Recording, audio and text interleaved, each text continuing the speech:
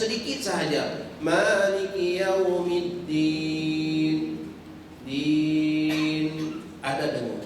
Sama seperti an'amta alaihim. Ada orang faham hukum izhar tak boleh dengung. Kalau tak boleh dengung, bacaan nanti jadi seolah-olah sakta. Siratal ladzina an'amta alaihim. Jadi macam sakta. Maka ada sedikit dengung. Fungsi dengung tadi itu supaya kedengaran bacaan kita bersambung. Siratal ladzina an'amta alaihim. Ada dengung sedikit aja. Ya, itu dinamakan baqa'u gunnah, jebisan dengung, sebab huruf nun dan mim tak boleh dipisahkan daripada dengung. Ya. Maka bacaan seperti menekan dengung pada nun itu, bacaan itu dikatakan lahan khafi, kesalahan yang tidak jelas. Hanya bagi orang-orang yang mahir dalam ilmu tajwid yang mengetahui bacaan itu salah.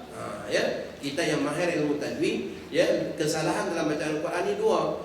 Ya, al-lahnu qismani jaliyun wa khafi kullun haram ma khilafin fil khafi amma al-jaliyu fa huwa mabniyun ghira wa amma al-khafi ma ala wasfi tara. Ulama kata lahan jali ialah semua yang mengubah struktur perkataan. Itu kesalahan yang besar. Lahan khafi ialah kesalahan-kesalahan yang melibatkan kepada sifat-sifat yang mendatang kepada huruf. Seumpamanya kadar dengung antara cukup dan tak cukup, kadar panjang antara cukup dan tak cukup. Maka kesemua itu merupakan kesalahan yang ringan. Ulama mengatakan bahawa kesalahan yang kecil ataupun yang khafi, yang tersembunyi, tidak membatalkan salat. Jadi bacaan tadi itu tak batal salat. Ya, cuma dia merupakan satu kesalahan yang dianggap lahan khafi. Wallahu a'lam. Ada lagi? Ustaz. Saya ada dengar lah, satu ustaz dia berpegang betul-betul kepada izhar Ya. Syafi'i. Ghairil maghdubi alaihim wala. Dia very fast, cepat kat situ. Ya, tapi ada ustaz dia berpegang kepada nun tu wona. Mem tu wona.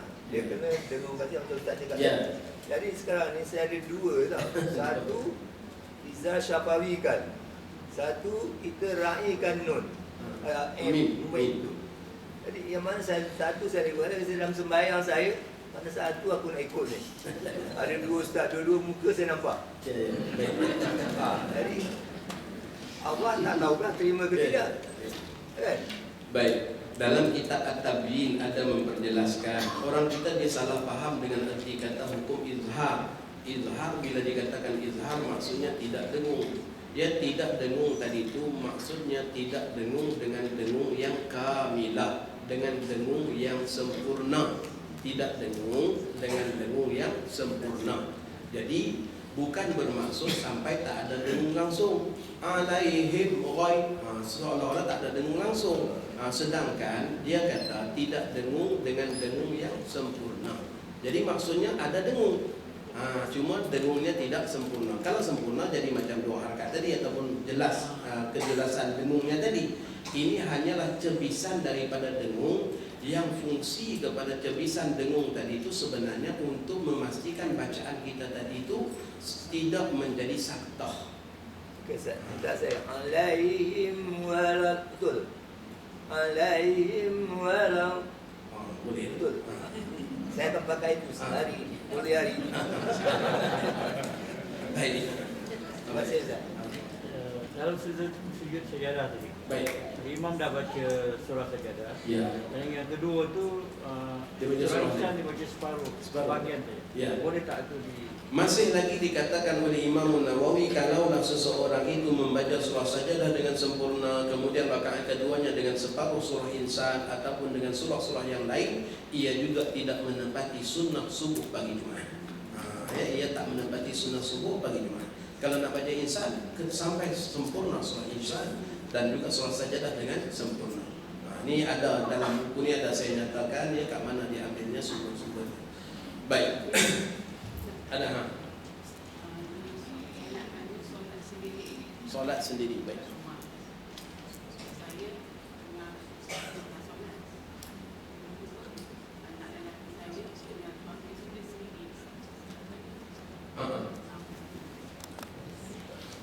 Baik. kita tengah solat tiba-tiba anak lelaki dan juga suami solat berjamaah, ataupun bagaimana? Sendiri juga. Masing-masing dapat pahala sendiri lah. Dari segi hukum boleh saja, sebab apa? Kita solat lebih dahulu daripada mereka.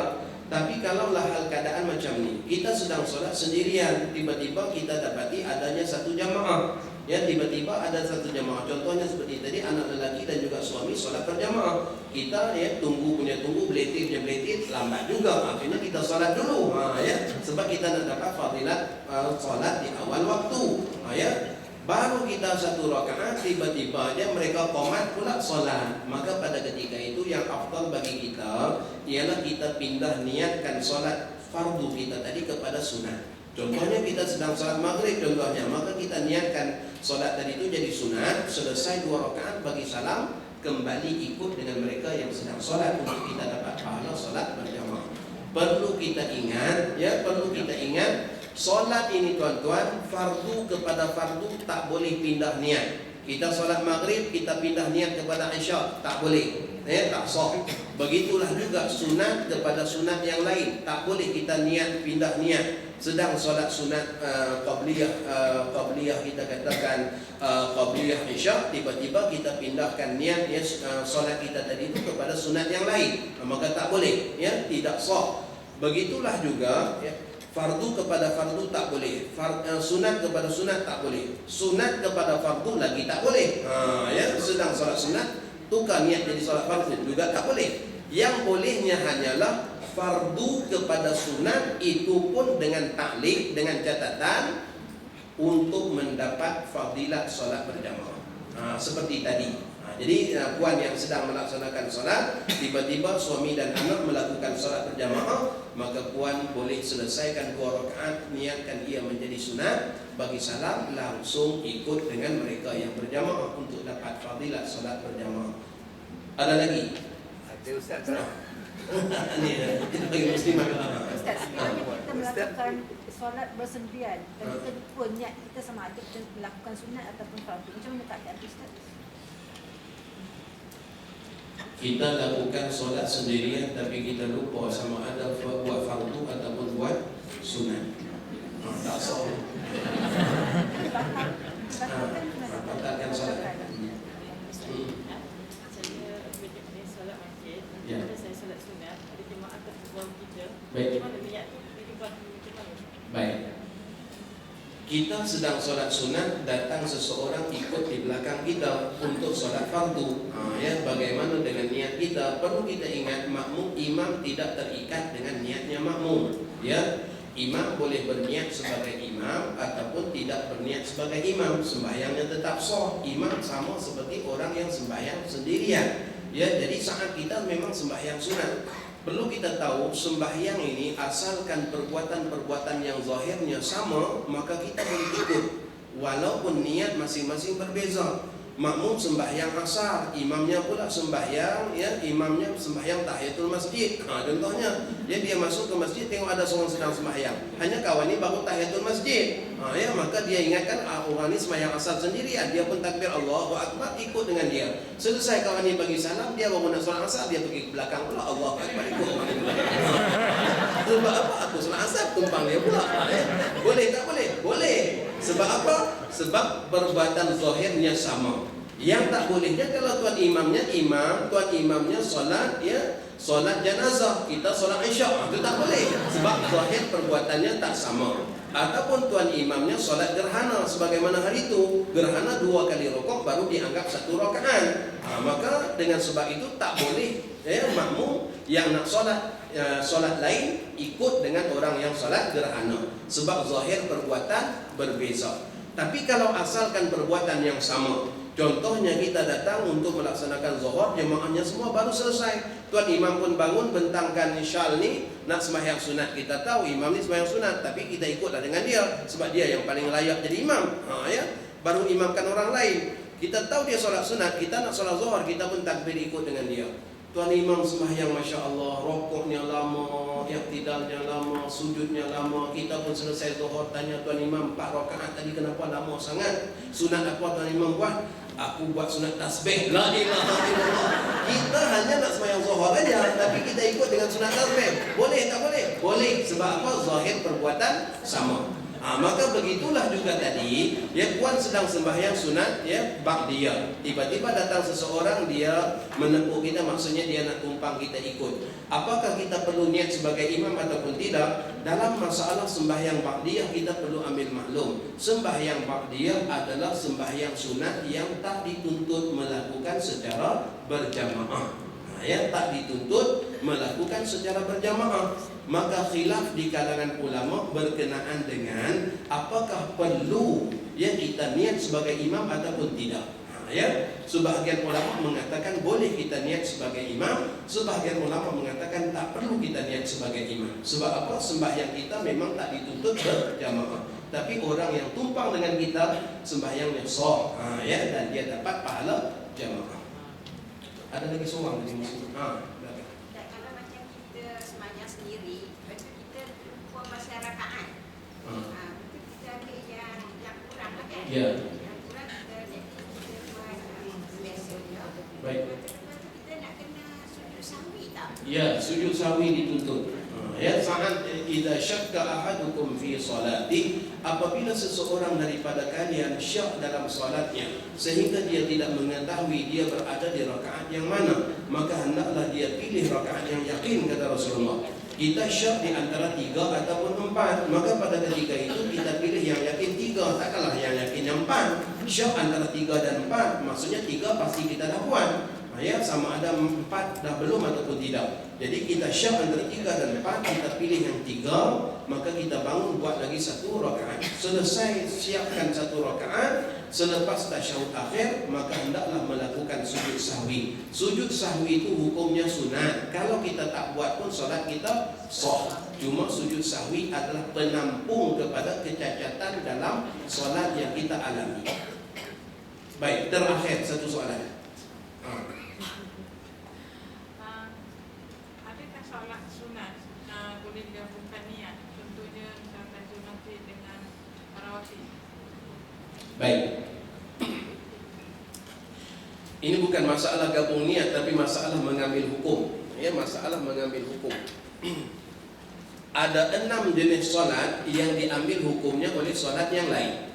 Ada 6 jenis solat yang diambil hukumnya oleh solat yang lain.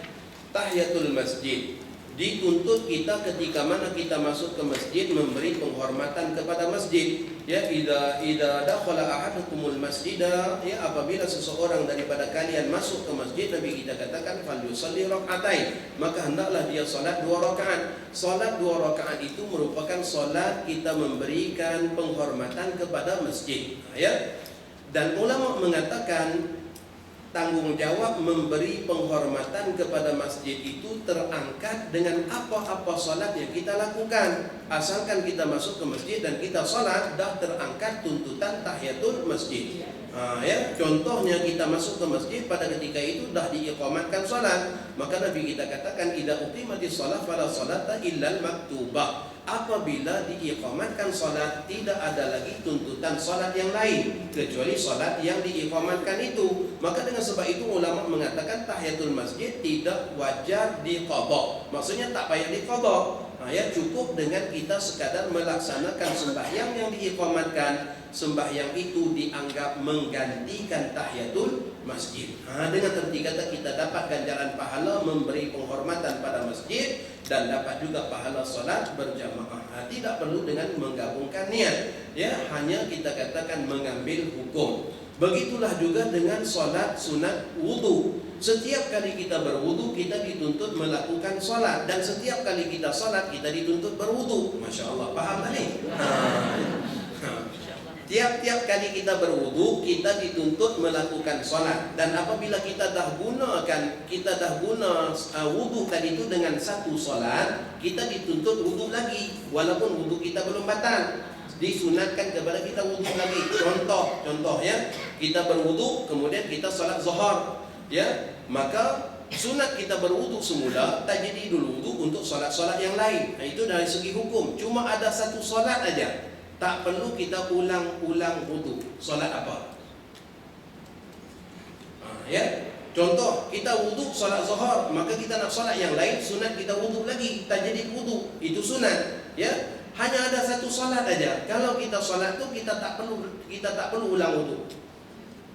Solat sunat wuduk lah tuan-tuan.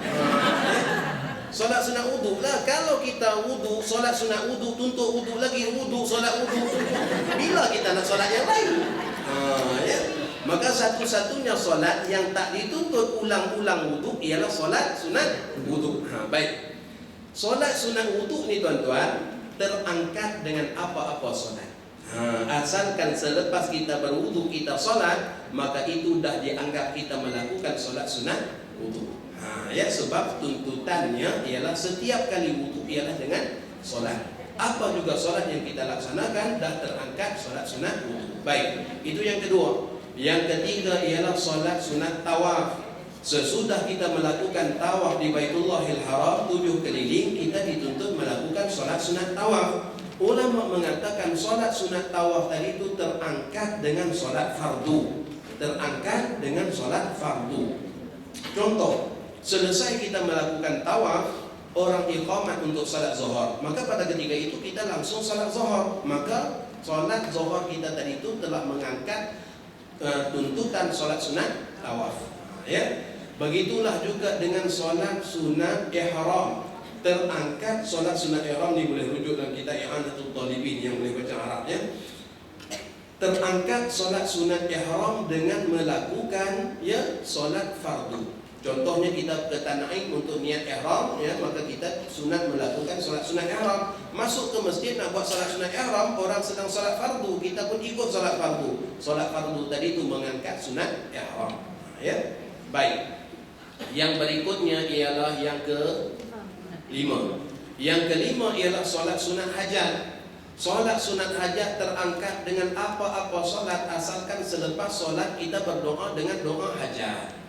Ya. Jadi kebiasaannya tuan-tuan imam kita di surau-surau umumkan tuan-tuan insya-Allah selepas solat Isya kita akan ya solat sunat hajat.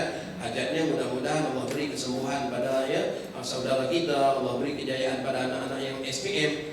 Jadi kalau tuan imam umum tuan-tuan insya-Allah selepas solat Isya kita doa dengan doa hajat pun boleh.